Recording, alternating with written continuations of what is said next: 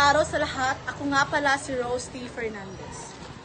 Wikang pambansa, sandigan ng pagkakaisa at pag-unlad. Sa bawat hakbang ng ating pag-uunlad sa ating bansa, ang wikang pambansa ang nagsisilbing ilaw at gabay sa ating pagkakaunawaan.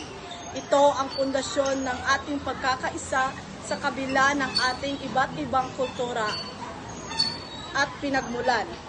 Ang wikang pambansa ay hindi lamang kasangkapan sa komunikasyon, kundi isang mahalagang tulay sa pagbuo ng pagkakaisa at pagtutulungan sa paggamit nito. Mas naging malapit ang loob natin sa isa't isa at mas nauunawaan ang tunay na diwa na pagiging Pilipino sa edukasyon, pamahalaan at sa pang-araw-araw na buhay. Malaki ang naitutulong nito sa ating pag-unlad bilang isang lipunan. Sa kabuuan, ang wikang pambansa ay buhay na alaala ng ating pagkakilanlan at pagkakaisa.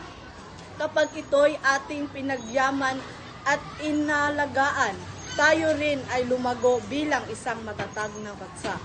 Kaya't sama-sama nating gamitin, tangkilikin at ipangmalaki ang wikang pambansa, sandigan ng ating pagkakaisa at pag-uunlad. Maraming salamat po.